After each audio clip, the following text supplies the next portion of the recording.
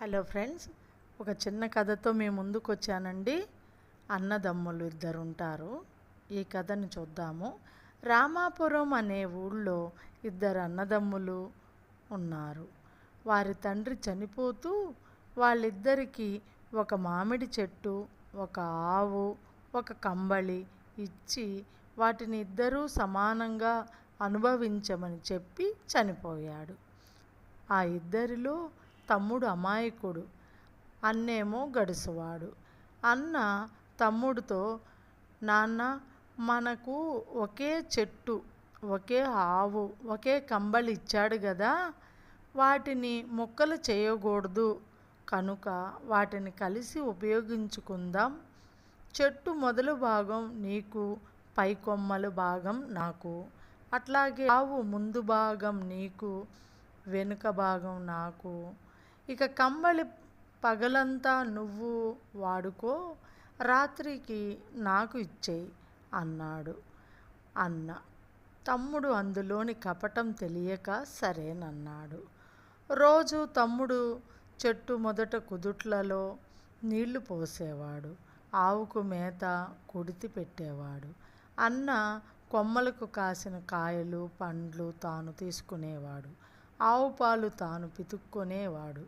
కంబళి మాటకి వస్తే పగలు దాని అవసరం ఉండదు, కనుక తమ్ముడు దానిని ఎండలో వేసి దులిపి మడత పెట్టేవాడు.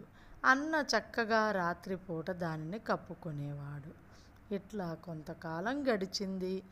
తమ్ముడికి పెళ్ళయింది. అతని భార్య అమాయకుడైన తన భర్తను ఎట్లా మోసం చేస్తున్నాడో గమనించింది. భర్తతో ఒక మాట చెప్పి ఆ విధంగా చెయ్యమన్నది. భార్య మాట ప్రకారంగా తమ్ముడు ఒక గొడ్డలిని తెచ్చి దానితో చెట్టు మొదలు నరకబోయాడు. అన్న కంగారు పడి అడ్డు వచ్చి ఇదేం పని అని మందలించాడు. ఈ చెట్టు మొదలు నాది కదా, నా ఇష్టం అన్నాడు తమ్ముడు. మొదలు నరకడం వలన చెట్టు మొత్తం చనిపోతుంది, కొట్టకు అన్నాడు.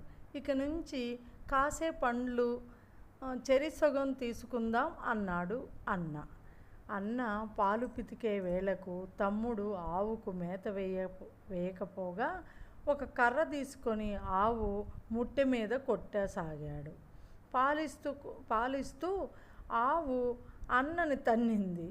అదేమిటి అని అన్న అడిగితే, ఆవు ముందు భాగం నాది కదా, నా ఇష్టం అని బదులిచ్చాడు తమ్ముడు. అన్న అప్పుడు ఇక మీదట ఇద్దరము ఆవును మేపుదాం, పాలు కూడా సమానంగా పంచుకుందాం అన్నాడు. మరుసటి నాడు తమ్ముడు కంబళిని పగటిపూట నీటిలో తడిపి ఆ తడిపిన కంబళిని సాయంత్రం అన్నకిచ్చాడు. అన్న దానిని ఉపయోగించుకోనలేకపోయాడు. ఈ కథలోని నీతి, అన్నకు బుద్ధి వచ్చింది. తన తప్పేంటి అనేది తెలుసుకున్నాడు. తమ్ముణ్ణి క్షమించమని కోరుకున్నాడు, బతిమాలాడు. ఆ తర్వాత అన్నదమ్ములిద్దరూ సమానంగా అనుభవిస్తూ హాయిగా సుఖంగా జీవించారు. అమాయకులను మోసం చేయడం తగదు. ప్రస్తుత పరిస్థితుల్లో మోసంతోనే ప్రపంచం నడుస్తుంది. కలియుగంలా మోసంతోనే నడుస్తుంది. కాబట్టి కొంతలో కొంతైనా మనం ఇప్పుడు ఉండే జనరేషన్లో పిల్లల్ని ఈ రకమైన అలవాట్ల నుంచి కొంచెం తప్పించాలని ఈ చిన్న ప్రయత్నం. Thank you for the watching. Share it. Subscribe చేయండి, షేర్ చేయండి, మీ ఫ్రెండ్స్తో సబ్స్క్రైబ్ చేయించండి. ఈ కథలో నీతి మీకు నచ్చినట్లయితే లైక్ చేయండి, ప్లీజ్ సబ్స్క్రైబ్ చేయండి.